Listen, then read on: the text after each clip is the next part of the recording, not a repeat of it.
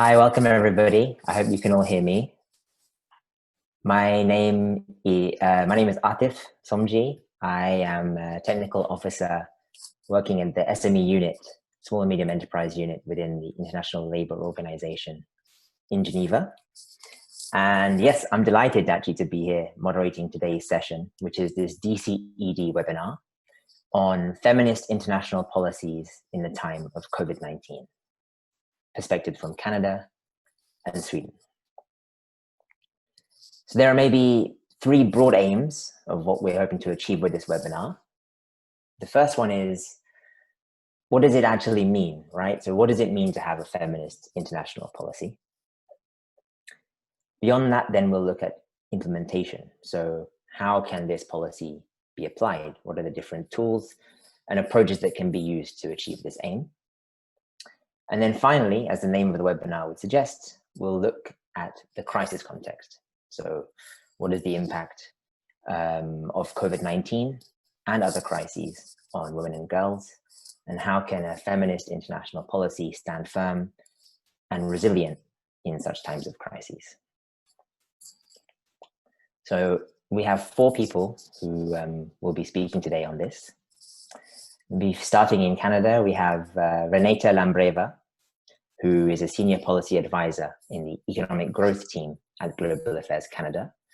And her work centers on women's economic empowerment and paid and unpaid care work.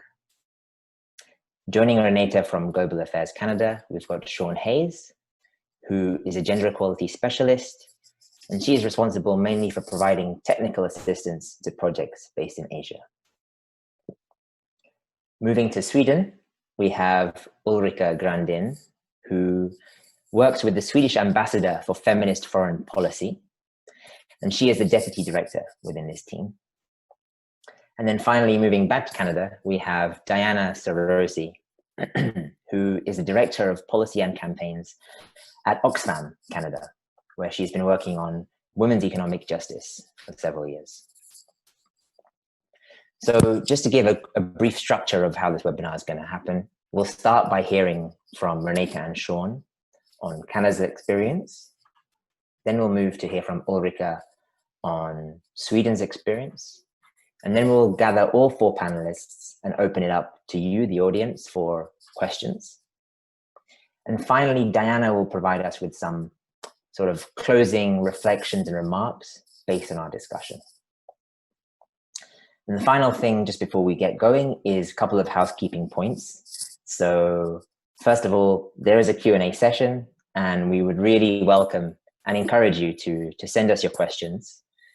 You can do that by tapping on the Q&A button, which will open up the Q&A box in Zoom, and just send us your questions either during or after the presentations, and we'll just be collating them and try and go through as many as possible in the time permitting.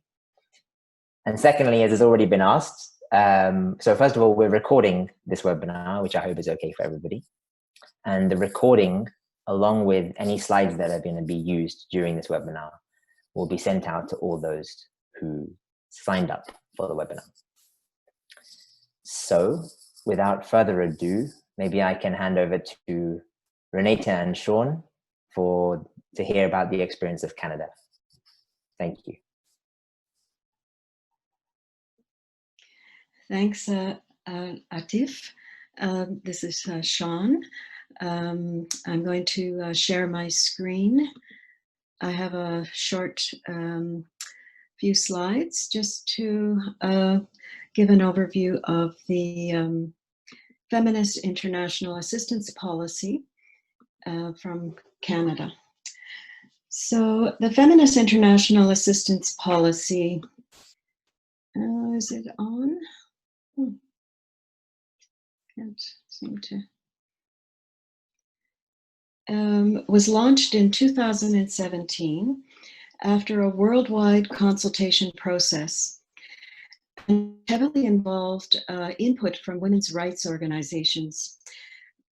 The focus of the Feminist International Assistance Policy is on the empowerment of women and girls, especially the most marginalized.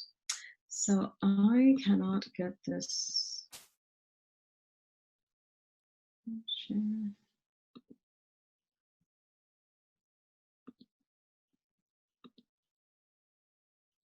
Trying to, I don't know why it's not working.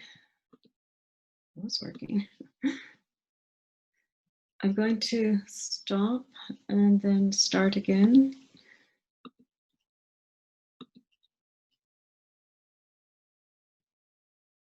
There. There. How's that? Better? That's perfect. Okay. Great. So there are 3 objectives for the international for all international development that are the basis for the Feminist International Assistance Policy. These aren't new objectives. They've been in force for decades and were the foundation for the previous gender equality policy. And now they're the foundation for the Feminist International Assistance Policy. And they're the overarching objectives for all international development programming. So the actual objectives are to enhance protection and promotion of the human rights of women and girls, to increase participation of women and girls in equal decision making, particularly when it comes to sustainable development and peace, and to give women and girls more equitable access to and control over the resources they need to secure ongoing economic and social equality. So you'll see that the objectives focus on empowerment of women and girls from different angles. So how do we actually achieve these objectives? So the policy outlines a feminist approach. And the feminist approach that is outlined comprises 4 aspects. And I'll go over these briefly on this slide, and then I'll take each one separately and expand a bit on it. So the first one is human rights-based and inclusive. The second one is to make the best strategic and focused decisions that will advance gender equality. The third one is to focus on the root causes of gender inequalities in order to work toward long-term transformative changes that involve women's rights organizations and the voices of the most marginalized and vulnerable women and girls. So that's a very important area. And the fourth aspect of the feminist approach is to put accountable systems in place that are based on evidence to ensure that gender equality results will be achieved. And I put a note here that it's now we're getting messages from our ministers to make sure that the feminist approach is also applied to all programming, especially in a crisis that we're going through now. So the human rights-based approach within the feminist lens means that all programming needs to identify who are the most marginalized and vulnerable women and girls. And to do this, projects need to assess the different impact of the initiative on the rights of women and men as it affects decision-making and access and control over resources such as land, water, markets, financial services, training, and others, and other issues such as sexual harassment and violence against women and girls, access to basic needs and services, livelihoods, income, business, mobility and networking, care work and unpaid work, food security, nutrition, among others. I mean, there's also environmental and other governance. And so when we're looking at the human rights-based approach, it has to have a gender lens, and that's from the feminist perspective. So the second area is strategic and focused decisions for advancing gender equality. So what kind of decisions? Decisions by projects on who to work with and how to choose a local partner to work with. Emphasis is placed on how to involve women's rights organizations or women's business organizations or women farmer organizations or any organization that really represents the voice of women, and organizations particularly that support the rights of women, and particularly the rights of the most marginalized and vulnerable women. Also, decisions are by projects on which activities will promote the rights of women and increase women in decision-making at all levels. And also decisions within Global Affairs Canada on which projects have the most potential to advance gender equality. And the third aspect of the feminist approach is what really makes it a feminist approach, transformative and activist. These are the new concepts that are featured in the Feminist International Assistance Policy. So what does it mean? Transformative means to explore the root causes of gender inequalities in order to make long-term changes that advance gender equality. Root causes of gender inequalities are unequal power relations between women and men and harmful norms and practices that negatively affect women and girls. These root causes lead to a bias against women and girls, lead to gender stereotyping, and tend to reinforce gender inequalities. So what does activist mean? Activist means allowing women to speak for themselves and involving women's rights organizations to help us understand how and why women and girls are valued less than men and boys, and to work together to find ways to raise awareness on the equal valuing of women with men and to change harmful attitudes. It's also important to involve men who are supportive of gender equality and the economic empowerment of women. And the fourth area is the feminist approach is evidence-based and accountable for gender equality results. This means that projects are required to allocate adequate funds and resources specifically for women, especially women who are more marginalized and vulnerable, such as women in the informal economy and women farmers. Projects are also responsible for establishing accountability for planning, tracking, and reporting on gender equality results related to the empowerment of women, such as women farmers, women micro-entrepreneurs, and women workers in general. And now I will let Reneta continue with the next slide. Hi. Hi. So thanks so much, Shawn, for providing such a great overview of the feminist approach. As you can see, Canada chose SDG 5, gender equality and women's empowerment, as the entry point to promote its feminist international assistance policy and thus advance towards all the SDGs. So we believe that if barriers to equality are eliminated and better opportunities are created for women and girls, this will improve their lives and the lives of their families, communities, and countries. So by promoting its priorities, Canada had become a catalyst for change on gender equality and women's economic empowerment issues in international fora, and has advanced advocacy and programming to promote women's economic empowerment. Canada in 2020 became the lead donor in the OECD Development Assistance Committee donors in terms of supporting gender equality as a percentage of bilateral aid. So under action area GROWE that works for everyone within the Feminist International Assistance Policy, Canada is also advancing the women's economic empowerment by focusing on increasing economic leadership for women at all levels, resilience for rural women, financial inclusion for women, economic rights and access to decent work, and supporting technical vocational training for women, and helping to address unpaid work and the disproportionate burden of care shouldered by women. This is an interesting area of focus. As we were doing during our research, we found that time use data prior COVID-19 even showed that of total care work, 75% of women, 75% of that work is done by women and 25% by men. In high-income countries, women in general spend less time on unpaid care work than in low-income countries, and where women spend the highest amount of time in unpaid care work per day, and this is likely in low-income countries due to low quality or lack of basic infrastructure and time-saving technologies.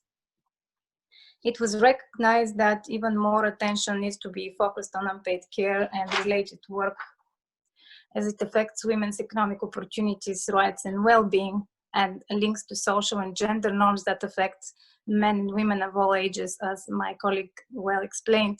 It probably also, we found that it hinders achievements of the objectives of our gender equality and women's economic empowerment programs.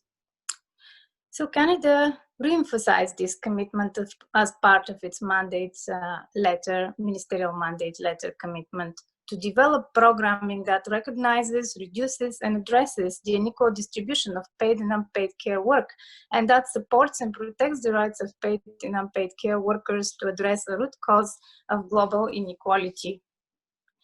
We found that even though unpaid care is identified in the SDGs, SDG 5, Target 5.4, which recognizes the value of the need to recognize the value of unpaid care work in domestic work, we find that this is a very broad and cross-cutting issue and closely linked to other SDGs, including SDG 1 to 4, given connection with property, hunger, health and education, SDG 6 and 9, giving the invisible costs of poor infrastructure and service provision, SDG 8, given focus on economic growth, employment, and decent work, and SDG 10, given migration and focus on inequality. So I'll go back to COVID in a second, but maybe I can move on to identify some of the simple facts that remain. World economies rely on unpaid care work to grow and prosper. Unpaid care work is disproportionately shouldered by women. Unpaid care is a principal barrier to women's economic empowerment. We gathered together with colleagues from the programs, from the programs at Global Affairs Canada, and we found that perhaps due to our feminist approach and history in this regard, this has promoted the awareness and critical thinking at GAC about gender equality, about whether Canada programs advance women's rights, whether they enable women's meaningful economic participation, and whether programs focus on the vulnerable and marginalized women. So during our mapping exercise, we found activities addressing already unpaid care, variety of activities such as child care services or subsidies or child-friendly workplaces places being introduced, or transportation services introduced to facilitate women's attendance to training and education. Another example, in Somalia, initiatives to raise awareness about the value of unpaid care work and engage boys and men to address such social norms that were hindering the equitable distribution of care work. Canada has also contributed to funding in the International Financial Corporation multi-country program, working with employers to offer paid childcare. So now, COVID outbreak is sort of putting these feminist approaches and feminist international assistance policy to a test, as inequalities have been exaggerated. Other pressing issues have been reviewed, such as the informal work, and maybe even some opportunities for change are showing up. It all depends on what will happen after and how we will continue our implementation. And also became apparent that as we had begun to effectively address some of the women's economic empowerment issues throughout our programs, we became concerned that COVID may roll back some of those achievements. So in As unpaid household chores and care work had increased during the pandemic, women lost employment opportunities and girls lost education opportunities. Our programs have pivoted to include concern for gender equality on an ongoing basis. So the COVID-19 pandemic also brought to light the scale of the informal economy, where women are overrepresented, for example, as paid care workers. The International Labour Organization estimates that there are approximately 2 billion people employed in the informal sector, most of whom live in emerging and developing economies. We have seen how border closures and quarantine measures affected the service sectors such as retail, hospitality, and tourism, including millions of farmers producing for the urban markets. Amongst the first to be hit with layoffs were women, highly represented in these sectors, including as informal workers. So reaching out to women through social protection programs during the COVID crisis to provide direct support to informal workers and women-led businesses proved to be very difficult to establish channels, yet it is especially critical right now to ensure food security for those people. So I'll stop there. Thank you very much, Reneta and Shawn.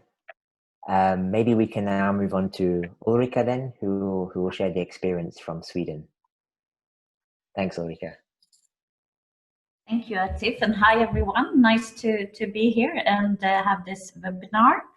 I've been asked to speak a little bit about the Swedish feminist foreign policy, and of course I'm very glad that Canada and us, we are so like-minded, and we've said a lot of same things, I think, that we will present in our seminar. But I will start with presenting the Swedish feminist approach and a little bit of what we have been doing in terms of the COVID-19 crisis. And as you know, Sweden has a feminist government, and we also pursue a feminist foreign policy.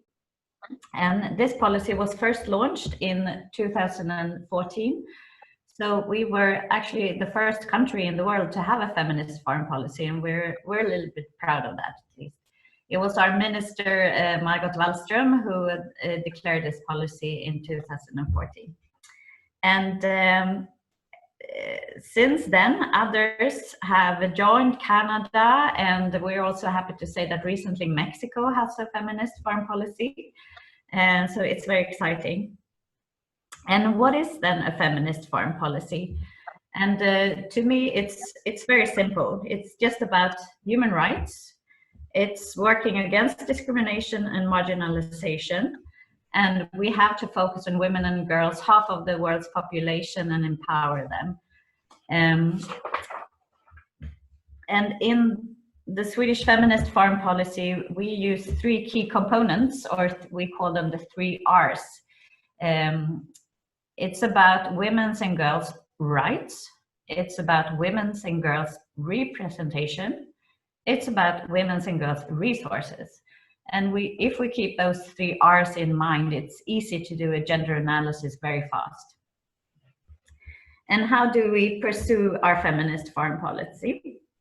Of course, it's about putting a gender lens and a gender perspective in all foreign policy measures. And we ask ourselves these questions that I talked about. Are women and girls having their rights? Are they represented? Do they have resources? Usually, unfortunately, the answer to that question is no. And then we have a lot to work with. And I wanted to say also, in our organization has been a lot about leadership. We have had first our Minister Wallström and now Minister Linde, and they are very much champions of the issues. We also have a Prime Minister championing the issues, and we have gender policies nationally that we have pushed for very long. So we have a leadership, and the ownership in the organization was at first maybe a bit hesitant, but then we all the ambassadors in our foreign service and also our heads of units were part of a poll, you could say, in the beginning to be engaged in formulating the policy. So we asked them all, if you were to pursue a gender equality policy and a feminist foreign policy, what would you do? And then we got a lot of great ideas that we collected in our action plan for the feminist foreign policy. And then just to be more concrete, what we have done, I wanted to lift 3 examples. For instance, Sweden's membership in the Security Council in 2017 and 2018. We were very prominent in consequently underlining the gender perspective in all issues. The Women, Peace and Security agenda was a top priority. We also had women's rights organizations briefing the council for maybe one of the first times. And the other more concrete issue I wanted to highlight is we have a new development cooperation strategy for gender equality. Since some time now, all Swedish development cooperation is to be gender integrated, and I think we have about 90% now of ODA that is gender integrated, according to OECD DAC. But we also saw a gap in the global work, and we wanted to have a more directed and focused strategy on the global gaps. So after some analysis by our agency SIDA, we issued a new strategy for global gender equality. And the focus areas in this strategy is strengthening the work on global norms for gender equality in international organizations and other. The second area is, of course, work against discrimination and all forms of gender-based violence globally. And then the third area is focusing on strengthening women's rights organizations globally. And this strategy is also focused on strengthening methods and research and gender-based, gender disaggregated data and statistics.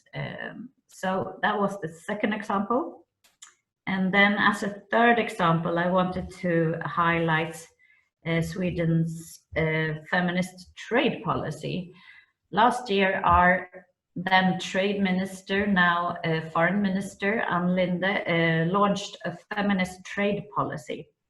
And what is that? It's also quite simple. It's about gender integrating trade agreements to have a trade benefiting all people, not only certain groups. It's about integrating gender integrated standards. It's about gender in EU trade policy for us who are in the EU. It's about women as entrepreneurs. It's also about women being represented in trade negotiations and in delegations. So those were 3 examples of some things that we've been focusing on. And when it comes to COVID-19, it's obvious, of course, this is hitting the hardest on those already marginalized or discriminated against. Sweden, with countries like Canada, have been active in really putting human rights and gender at the center of the COVID response. But in my view, we were quite alone in the beginning. It was quite hard. And for us in the EU, it's like in a crisis mood, you kind of forget the human rights and gender aspects very quickly, unfortunately. But I think we recovered quite well, and now it seems to be better in the international discussions, as far as I can see. But of course, as we all know, women are at the forefront. There are health workers, social workers. Women are the ones responsible for the unpaid care work that Canada was so well presenting. And one of the most severe consequences, as we know, is that the gender-based violence in the home has increased during the crisis. I also want to highlight SRHR, sexual health and rights, and those services that are often they take a step back when you have to focus on other health issues. So that's very important to keep in mind. But I think we have to end on a positive note. We have to see this crisis as an opportunity to build back better, as we say, both in a more sustainable way. Of course, environmental issues come in here, but also on a social level. And I think we have, if we're doing this well, we can have an opportunity to really do something after the crisis. I think I'll stop there. So thank you. Wonderful. Thank you, Ulrika. And it's nice to end on a positive note there as well, which is always nice. So maybe if we can get to the Q&A session now. So if maybe first of all the panelists can put their video on if they have it available, so we can see you. And if there are any questions, please keep them coming in the chat box, the Q&A box. But we've already had a few that have come in advance, so maybe we'll start with those. And I'll send them out to you guys, but if anyone else wants to add on, then please feel free to do so. So the first question we have here is, how have the lockdown measures and other measures put in place affected women? And there's a few little bits here. So women working in the informal economy, how has it affected the rights of women and girls in terms of decision-making? What about sexual harassment, gender-based violence? And what about access to services? So I believe Shawn and Reneta have a few figures that they can share on that as well. So maybe I can hand over to you both first to talk to that. Thanks, Arif. So I do have a few slides on this to give a little bit of a background on the impact of the pandemic, what we're seeing in different countries. And our Global Affairs Canada ministers, both ministers, had a roundtable with women's rights organizations a few weeks ago, and they raised concerns over the violations of fundamental rights and freedoms, especially during the lockdowns and other measures around the pandemic. There are predictions that more people will die from lockdown measures than from the actual virus. And women, of course, are more affected from that. The UN has come out with the impact of COVID-19 on women with the statement that it is crucial that all nations respond, all national responses place women and girls at their center. But it's not really happening. So I'm just going to give you a few just quick slides of what's happening in different countries. So in Zimbabwe, we're finding women street vendors have been traumatized. The Movement for Democratic Change has said that women have been brutalized and traumatized for standing up for the Zimbabwean people who are suffering. We are literally slaves in our own country. So this is from a women's rights organization. In Bangladesh, so migrant women workers are having difficulty, of course, even getting food.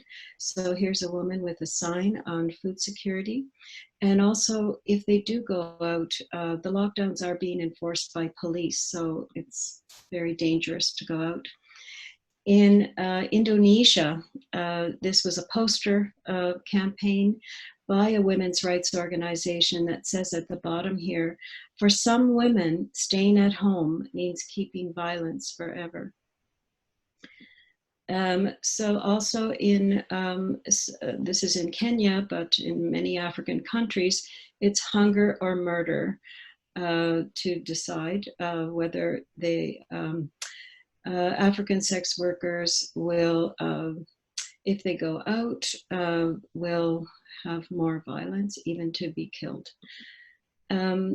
Work is protest. So in Kashmir, India, I just want to see if I can't see, okay. It's a good quote from a photojournalist saying, "You cannot remain silent. If you come out and speak, someone will hear your voice. Coming out to work is my way of protesting."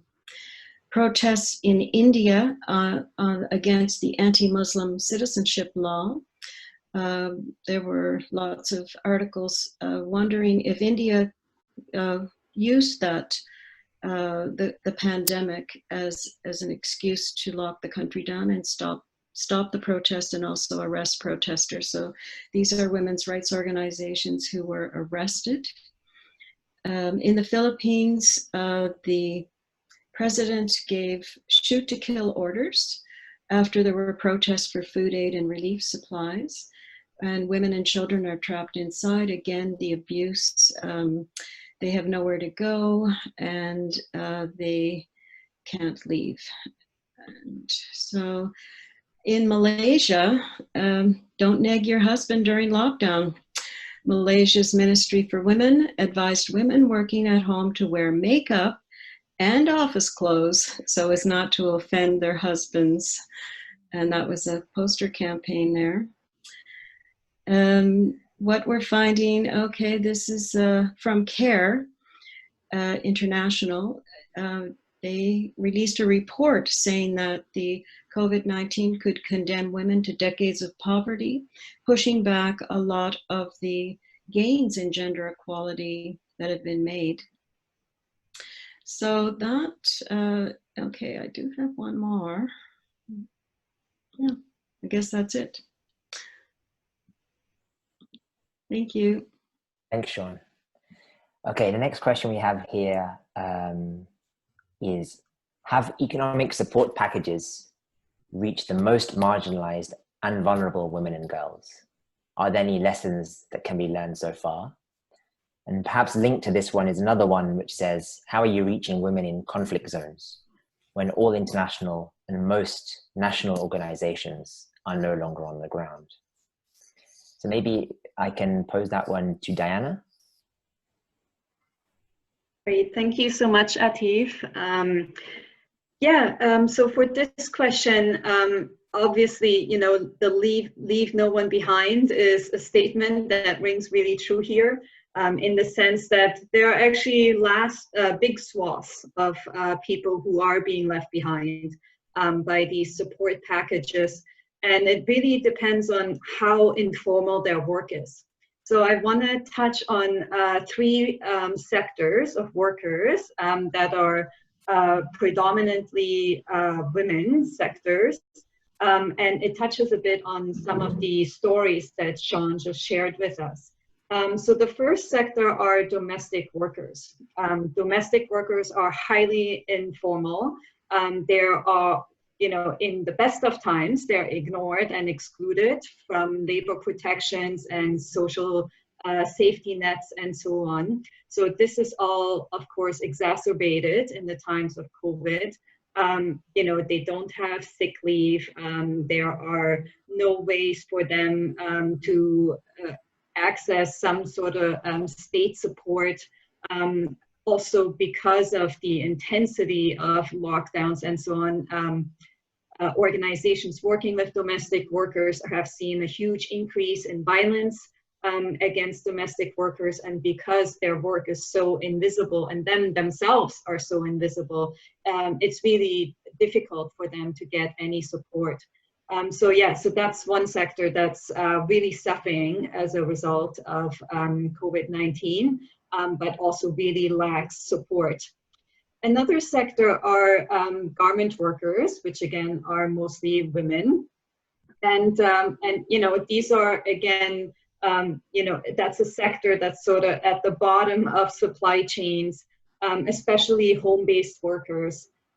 What happened after COVID-19 hit was that many fashion brands canceled orders. So even orders that were already done, workers didn't get paid for the work that they had already done because fashion brands just canceled all the orders and didn't pay for them. Because home-based garment workers are, again, in the best of times excluded from social protection, again, they're very much affected because of the informality of their work.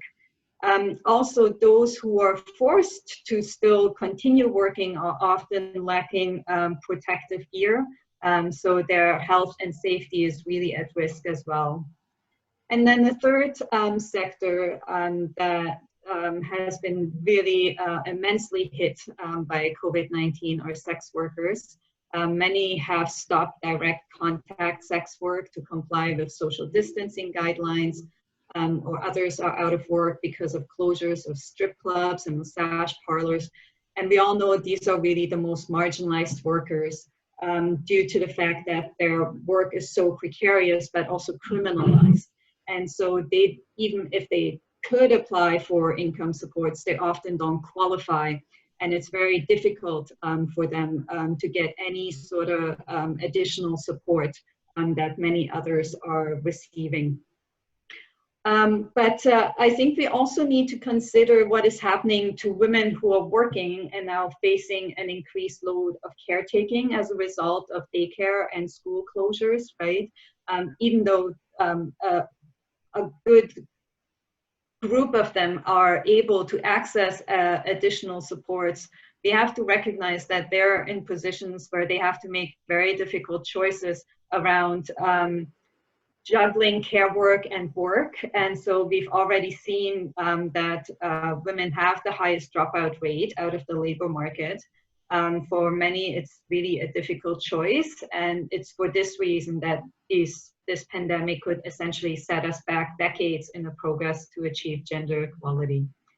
Now, in times of crisis and conflict scenarios, obviously it's very difficult to, first of all, keep people safe, having access to safe water, to sanitation, to hygiene, all of those things. But also the fact that services just aren't really available to many displaced populations. So again, this is a very vulnerable group, and many countries are ramping up international assistance, but it has been nowhere near the level that is needed to address this crisis. Thank you, Diana. Next question here we have, which I think I'll pose to Ulrika.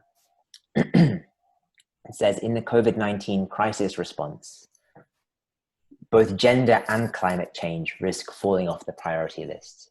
And in fact, the ILO reports here worrying trend of potential widening inequalities in the world of work. So how does your feminist international policy keep these issues among the top priorities for yourself, your partners, and your constituencies in the COVID-19 or crisis context?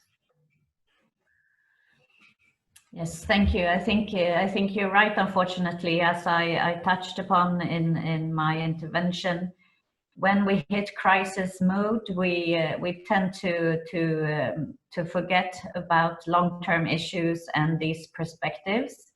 I think maybe we've learned something from other crises. For instance, if I take the Ebola crisis, when we saw, as I said, SRHR services being pushed back by other issues, I think we learned a lot from that. I hope we're not making the same mistake, and we refer to that a lot.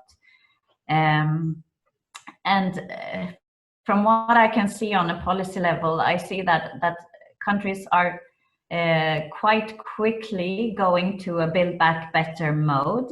I'm not sure how, if we're going to reach what we want in those negotiations, but I think still there is a lot of political will from a lot of countries and the UN, and sometimes we need a crisis. Maybe we could, well, to end in a positive note again, but if crisis bring something, they bring reflection, they have really put the light on the inequalities of the world.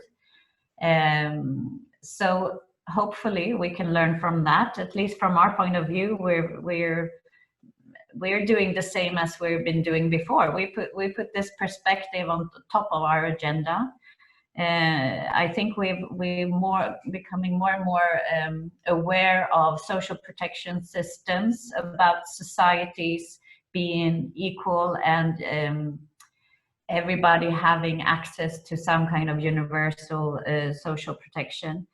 For Sweden's part, we're going to be engaged in UN Women's Generation Equality Action Coalitions, and we're going to focus on women's economic empowerment, on social and economic reform for gender equality, labor market reform, and also having some lessons learned from our own society. So we're certainly pushing for it, and I know we have like-minded countries doing the same.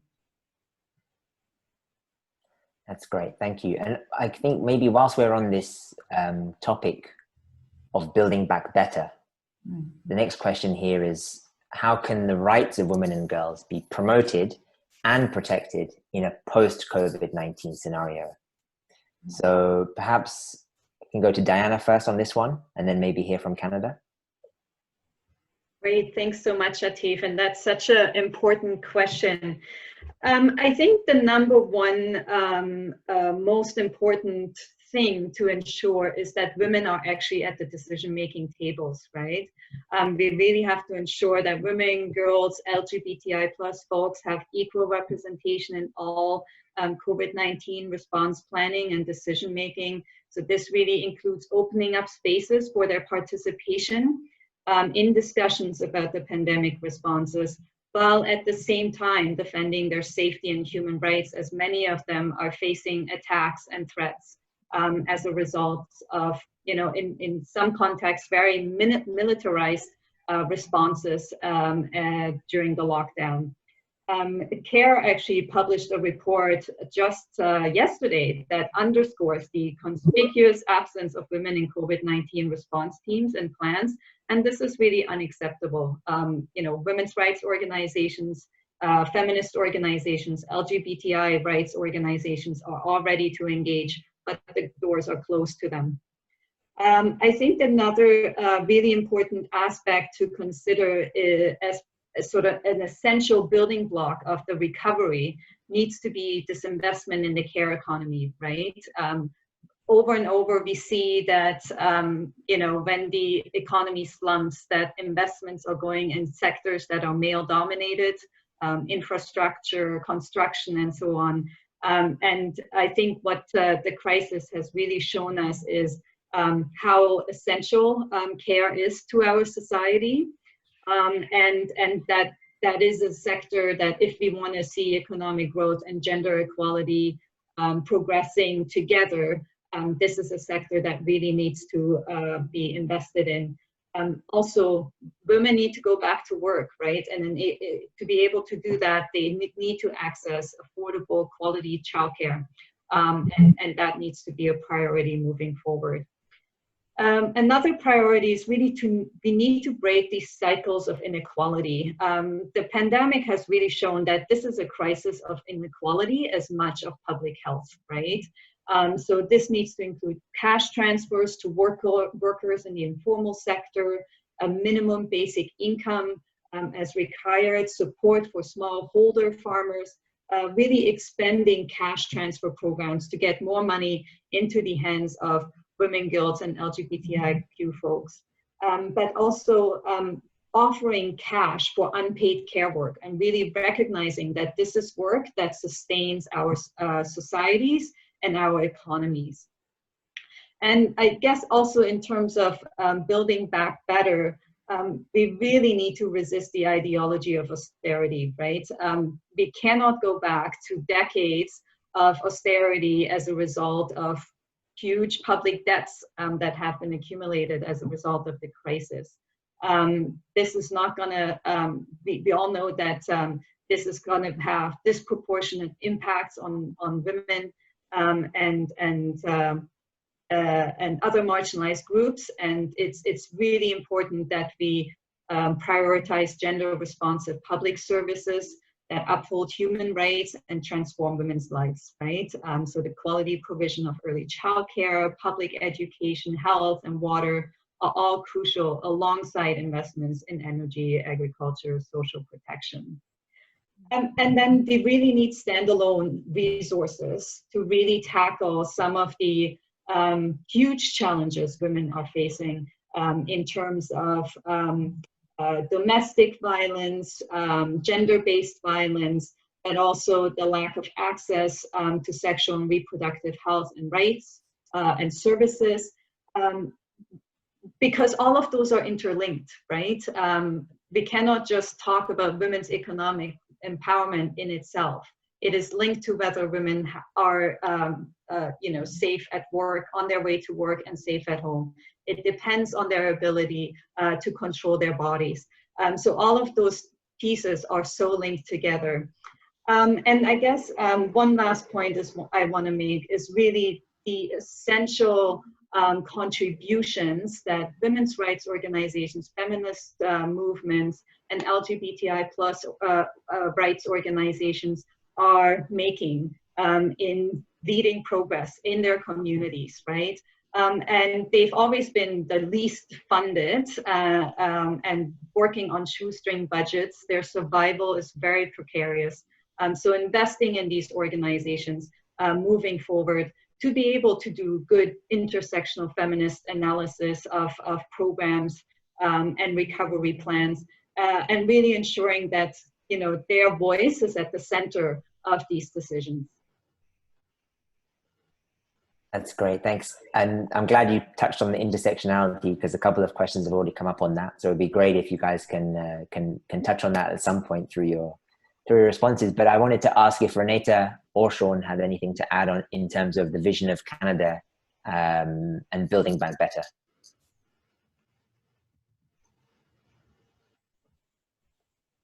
Reneta, you just need to unmute, I think. Sorry. Thanks so much. So it's a very good question, and really to answer it, we need to look at how women and girls and gender equality have been affected by COVID, which Diana very well described in her responses, the impact of social distancing and drop in employment, increased demand for care work, school closures, more supervision at home, more homeschooling. The opposite is also true. No unpaid care work at home because there is no water, no sanitation. The informal economy, how much it has been affected. Poorly paid frontline workers.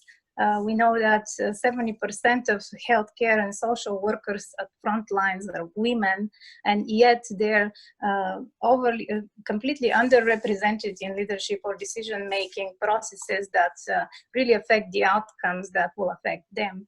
So these are all issues we need to look at in terms of defining the way forward. So going forward, governments will need to engage women in these decisions, in decision-making processes, and in the response, in the reopening and the recovery after COVID. First and foremost, now it's food security for women, and then continuing to promote women's economic empowerment and their economic independence. Then advancing social protection for women, which was very well described by Diana. As well as the challenge to get girls back to school after they have after the closures, and they have been drawn into more and higher volumes of unpaid care work. With paid care work and the issue of regulating paid care, engaging governments to advance that, and of course women's representation in leadership and decision-making positions, so that we ensure that they are at the front line not only of the response but also of the decision-making processes. Infrastructure, of course, is the big one that has to be addressed. So in terms of how our own programs have pivoted, we are seeing that some programs have included online recruitment and training, like in Jordan. Outreach and information sessions have been launched to focus on women's economic empowerment and gender-based violence, digital internship opportunities, social media campaigns promoting women's rights and new gender roles. So I'm giving here a very good news story, very optimistic looking, trying to end it on a very positive note. But there have been a lot of the Ethiopia's productive safety net program, which has also pivoted money going to increasing information around COVID, and the use of safety materials, providing gloves and masks, increased capacity building for frontline workers and agricultural and health extension workers and community volunteers to address also the food crisis. So this is what I had to add. Great, thank you. I just wanted to add that the Gender Equality team put together a Gender Equality and COVID-19 response guide. I can send it to you and you can share it. It's in French and English. It's not on the website yet, but hopefully. And just wanted to say that, you know, when the announcements come out, it's you know, a lot of our work is adding on to projects that are already doing, you know, good work with on gender equality, and with women's rights organizations and good organizations like Oxfam that we're so happy to work with, that are really trying to reach the most marginalized and vulnerable women through, and adding on to projects. So a lot of our support for COVID-19 are not new projects, but adding on to projects that are already doing well and that can reach people immediately. Just wanted to add that. Lovely, thank you. So we have about 10 minutes left of questions, so maybe, and lots of questions. So perhaps maybe go a bit faster through a few of these in terms of responses. The next question I think is a really great one, which links to this invisible women basically. It says here, there's a global lack of adequate gender data to track the impacts of the pandemic on women and girls. So what are your approaches to strengthening data systems as part of your feminist policy responses? Maybe I can go to Ulrika first on this one. Yes, as I said in my intervention, we put a lot of focus on it, not least in our new development cooperation strategy for global gender equality. Gender disaggregated data and strengthening that is one of the key areas, and something we've identified also before the crisis. And also coming to the feminist trade policy that I think is interesting just because it's quite new and difficult, but one of the key components there is also gender data in trade, which apparently it's not my specialty, but apparently there's a lot to be done there, and I think that could help a lot also. I just wanted to say maybe a few other things that I heard in the discussions about representation, super important, of course, and just in the health and care sectors. I mean, there are so many women, the majority are women and working hard and in low paid jobs, but the majority of the leaders in these sectors are men, so there's a discrepancy there for sure. I also wanted to underline what Diana was saying on women's rights organizations. Couldn't agree more. They're really key to a lot of the groundwork, if you want, and to reach the most vulnerable. And it's also a very great focus for us in our policy.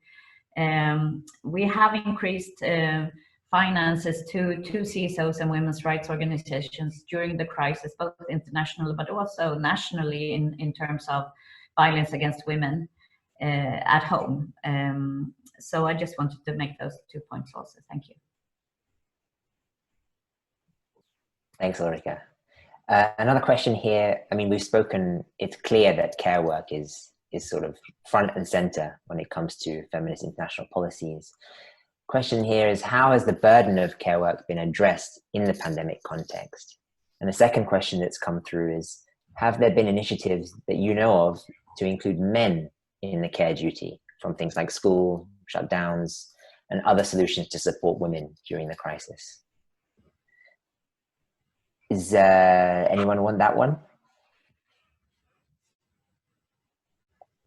Perhaps I could start briefly from what I know from keeping in touch with some of the programs.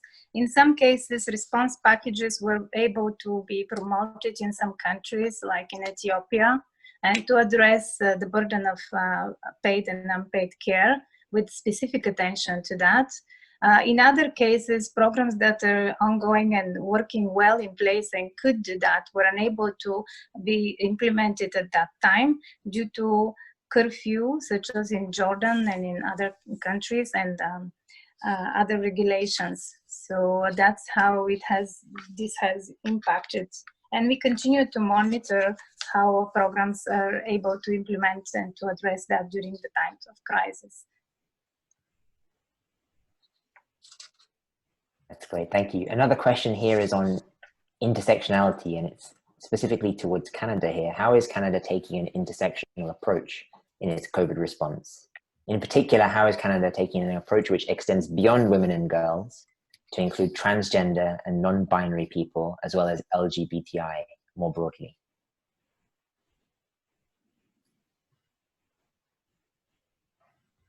Yes, we do have a few projects focusing specifically on the LGBTI community. I can post those two examples that I have available into the chat so people can see, and they can check it online. And yes, it's very important, of course, to look at all gender diversity throughout when we're doing the gender-based analysis, and also in finding who's most affected, and also the more marginalized and vulnerable to whatever we're trying to work on. So yes, we do ask that that is done as well. There's a couple more specific questions. So one is for Sweden. Do you have, you mentioned one already, but do you have any more concrete examples on the gendered trade agreements?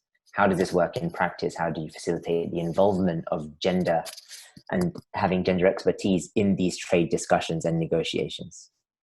Yes. As I said, it's not specifically my area of expertise, but the purpose, of course, is to integrate gender into the trade agreements. From what I know, there are sections on human rights in trade agreements quite often, but not one on gender specifically, gender equality. So we want to push for that. And of course, Sweden is part of the EU trade policy, so we have to push it through the EU. And other issues that we push for is gender and market access. Apparently, from what I heard, there are the taxes and tolls on sports shirts for women are much higher than sports shirts for men for some reason. So there are inequalities already in the kind of merchandise we are doing, and also the support women are being given in terms of starting up companies and having trade access, financial access, etc. And some of the more concrete ones is also to have more gender experts in trade and negotiations, and more women represented at the table also. So this is a quite new policy for us. It's since last year, and we're very much looking forward to pushing it more and to get other countries on board, of course, to pushing these issues. Thank you. Great, thank you. And maybe there's one last question here for Canada, which says, okay, following up on the slide about the particular impacts of COVID-19 on sex workers, are there any actions that Canada is taking to protect the rights of sex workers during the time of COVID-19?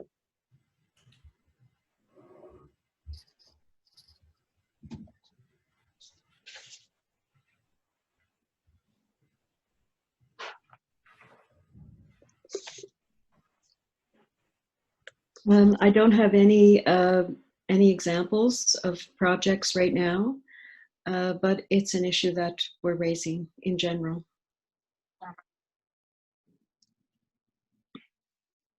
Got it. Okay, great. So perhaps now we can just hand over to Diana. That's probably all the time we've got for questions there. So maybe if Diana, you want to just share some thoughts on the topic and also on this discussion that we've had today.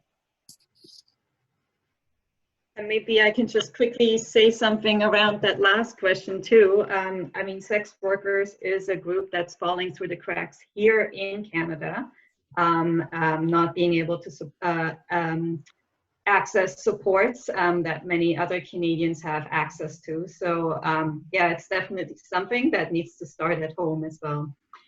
Okay, well, thank you very much. I think this was a really informative and interesting webinar. And I think what it really highlighted to me is, you know, that the positive thing about COVID-19 is really that it has really made starkly visible that the fact that the world's formal economies are really exposing and exploiting existing gender and economic inequalities, which have for centuries marginalized and invisibilized women's labor.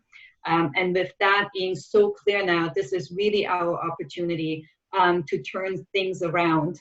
I have to say, I've never been so hopeful in terms of the door being open for profound social, economic, and political change. I think that's why, you know, everybody in my sector, the civil society sector, is working like mad to capture some of these opportunities. But yeah, but one thing I want to highlight is that just recently, Oxfam, together with some of our key allies, published a policy brief entitled A Feminist Action Agenda for Canada's Global COVID-19 Response. And a key point that we're trying to make in this brief is that the feminist agenda needs to be comprehensive and holistic, right? It's not a pick and choose exercise. And so in it, we really outline sort of 5 S's as a guide to Canada's response. So the first 2 are Southern-led and sustainable. So feminist movements and organizations, as well as LGBTI+ organizations, particularly from the Global South, must be in the driver's seat to lead local responses, right? They are best placed to lead these responses, but also at the same time challenging entrenched gender norms. We all know in times of crisis, you know, it can go either way in terms of advancing or backsliding on gender equality, right? So it's really important that we take these opportunities to address some of these norms that are existing. The second one is that standalone. Well, you know, gender analysis must be mainstreamed through all the responses, absolutely. We need intersectional feminist analysis everywhere. But we also really need standalone gender equality initiatives to sustain the women's rights gains that have been made, right? There are key challenges faced by women and gender diverse people, and we really need to tackle those on their own. Another principle really is around safety and rights, right? All states must put in place robust oversight measures to strengthen human rights protections and guard against potential human rights violations, which we have seen. Shawn shared the example of the Philippines, right, with the command to shoot anyone who doesn't follow the lockdown guidelines, and really ensuring the safety of human rights defenders who are making sure that governments are not overstepping on key human rights standards. And then the last one is human security. So the impacts of COVID-19 are obviously hardest in conflict areas where healthcare systems are already under attack, and there's a strong likelihood of violence erupting again. And so we really need to ignite conversations around human security and ensure that, you know, the global ceasefire that UN Secretary General called for are upheld. We need to get key supplies and services to the most vulnerable in this world, and it needs to happen now. So yeah, so you know, ultimately, we do need a new economic model, one that doesn't just measure progress by GDP growth, and thereby ignoring planetary boundaries and making women's work invisible. But we really need to build societies and economies that care for both people and the planet, and really capture some of the well-being standards that have been developed in different regions. So with that, I leave it to you, Atif, to close off, and I'll just quickly share in the chat box the link to the policy brief that I had mentioned. Thank you, Diana. That's a wonderful way to summarize the discussion that we've had today. So I guess it's just for me now just to say thank you. Thank you to you, the audience, for joining us today, for taking part actively, for sharing your questions. And thank you to our panelists here for coming and sharing their experiences, which hopefully we can all learn from and be inspired by, so that more countries will take on a feminist international policy. And finally, just want to say thanks also to Amy from the DCED for sort of organizing this whole webinar behind the scenes. So thank you all. I hope you stay safe and take care. Thank you. Thank you.